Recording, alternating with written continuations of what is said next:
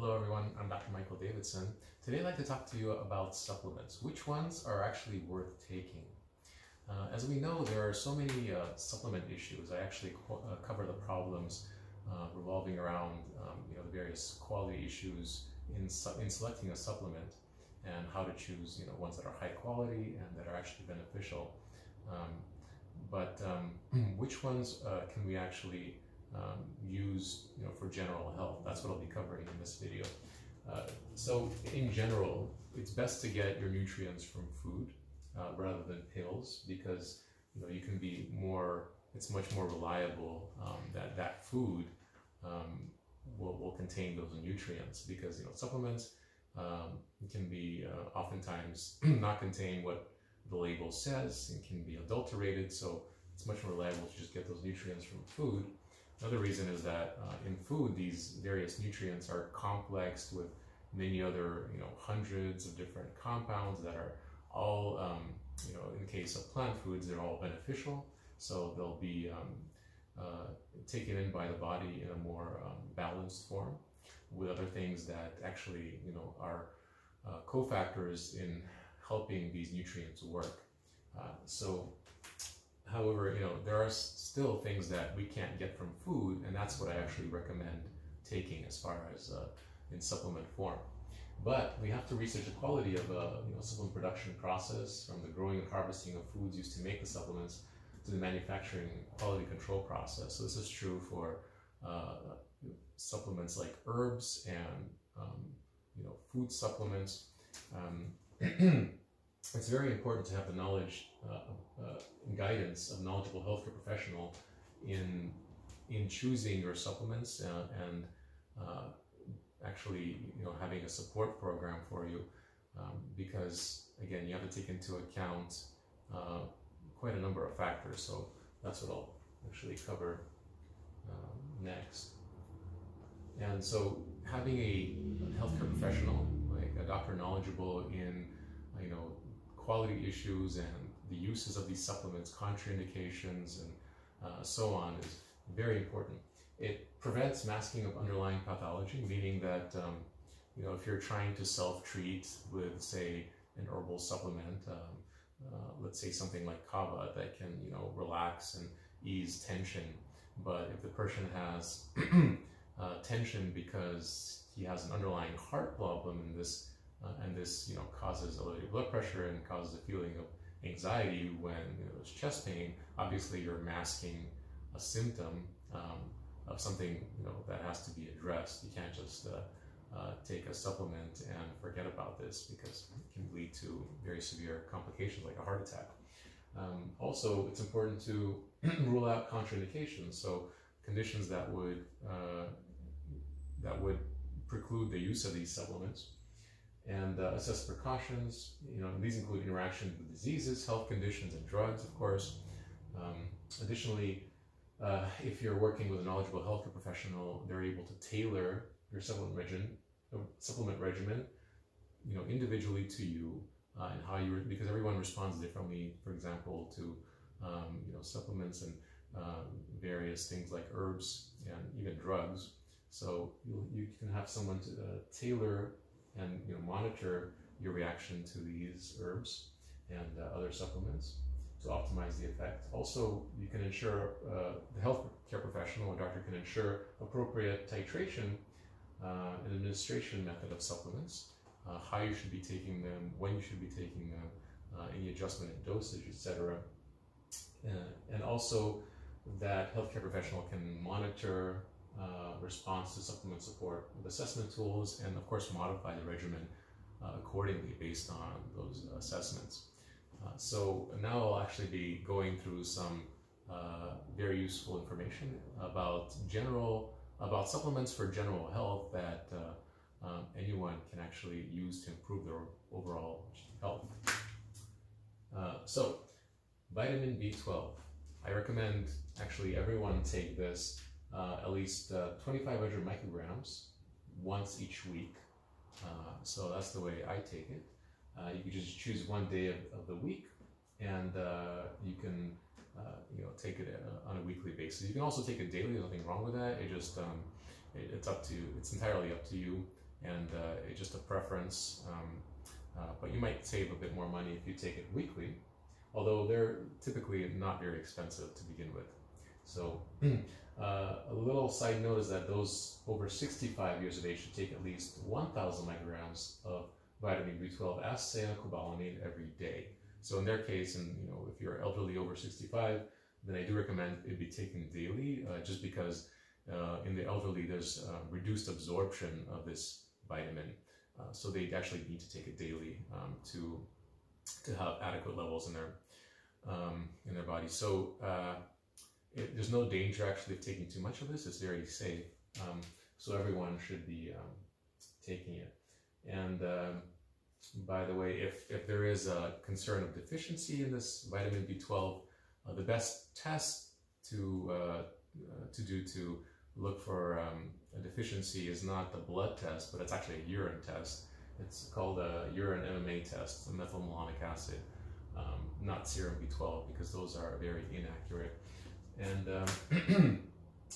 another supplement that's really worth taking is omega-3 fatty acids, which are these beneficial fats that are found in actually these little microorganisms called algae. They're also found in various yeast organisms, and that's where I get them from. Now, they're also found in the fat of fish, and that's because these fish consume these little microalgae, and that's their food. So that's how they get them. But I recommend getting omega-3s from the algae, not from a fish, and that's because the fish has other things in it, the fish fat, various industrial pollutants, heavy metals like mercury, various toxins that you don't want, in your body. So why take all that, all those toxins and poisons in when you can just get it in its clean form from the original producers, the original organisms that produce it, which are organisms like algae. So I recommend everyone take 250 milligrams of gluten-free yeast or algae-derived long-chain omega-3s, which are EPA and DHA, every day. And additionally, vitamin D. Again, this is just like the other ones here. Vitamin D, typically, it's not found in great enough quantities in food.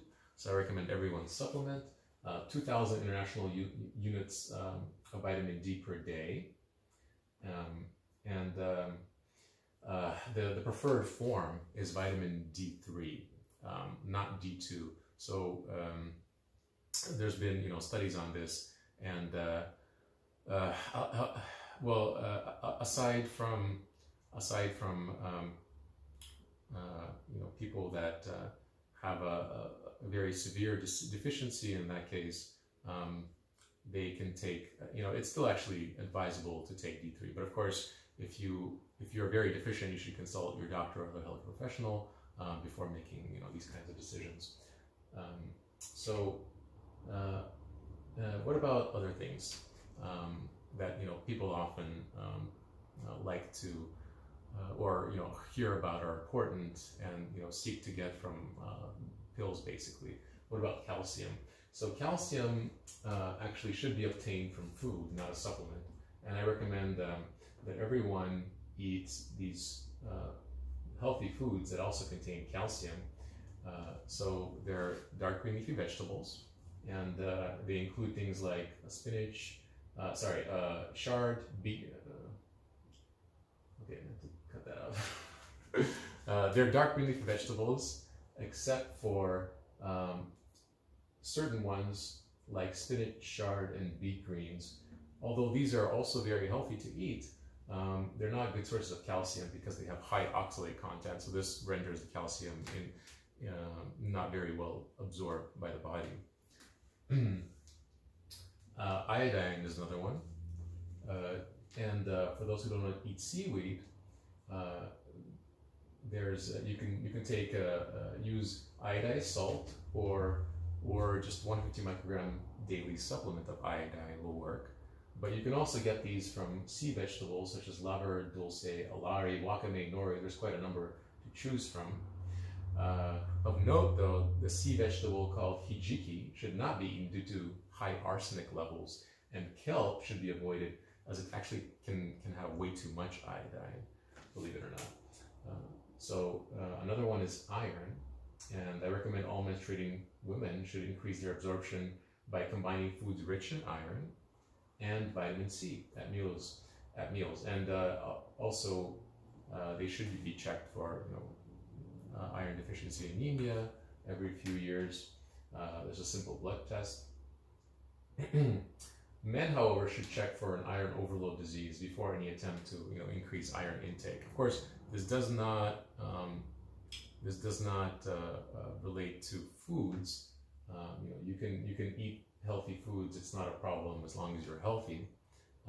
But just iron supplements, and even for women, I recommend both men and women should ideally get their unless they have again a health condition like iron deficiency anemia, in which case they may need greater levels. I recommend if you're a healthy man or woman, you should be ideally getting your iron from green leafy vegetables, various fruits that have both the iron and vitamin C, legumes like beans and nuts as well.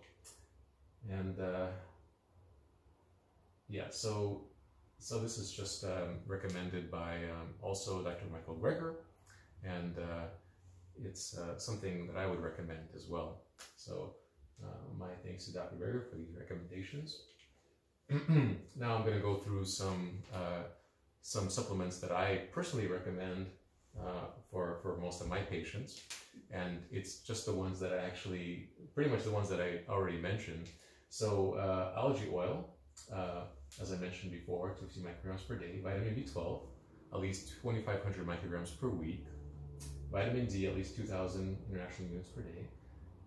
And at least one herbal adaptogen, which is an herb or a class of herbs that have the ability to improve physical and mental performance by reducing the body's expenditure of energy on various tasks.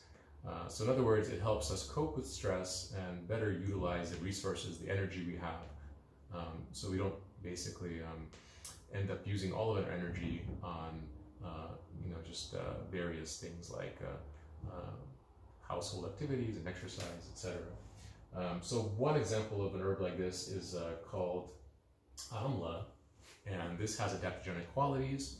The scientific name is Philanthus emblica, and I recommend actually that you can anyone can actually use this. If you don't have it can be bought as a powder, and like 1 teaspoon, 1/2 to 1 teaspoon a day would be beneficial for overall health. It has quite a number of studies as far as its health benefits. And now I'm going to go through just a list of supplements that I personally take every day, just to give you an example. And so it's the ones I mentioned before, plus also rhodiola root extract, which is another type of adaptogen, and also a tonic to improve physical and mental performance, and on a cellular level to promote resistance to stressors and oxidative damage. Schisandra fruit, which is a type of berry. It's also found that it can also be made into a supplement, and it also has tonic qualities to boost our energy and improve endurance, for instance, and also help the liver clear toxins. And echinacea root extract, which is a type of herb that's used to improve immune function. And in this case, it's important that the right species and the right plant part, namely the root, be used. Then green or matcha tea, which is a drink that has been used just as a cultural beverage for thousands of years, probably in China. And matcha tea, by the way, is the powdered leaves of the green tea plant. So the leaves are ground up, made into a powder, and it's even healthier this way. I would recommend, however, if you're drinking matcha, that you get it sourced from Japan rather than China. Since Chinese green tea is known for, or can be contaminated with lead. So green tea and matcha tea has quite a number of health benefits. Turmeric with black pepper for its known anti-inflammatory effects, its anti-cancer effects to prevent any kind of cancerous processes, to help destroy tumor cells, boost immune function, and it has myriad health benefits, just like amla. Garlic, or a number of health benefits, in particular cardiovascular health. So 1 clove a day is what I recommend, and that noni fruit leather, that's a Hawaiian tropical fruit that I ate when I was visiting Hawaii, but no longer have a supply of, unfortunately. And that concludes this video. So I hope you liked it. Please like and subscribe, and thank you very much.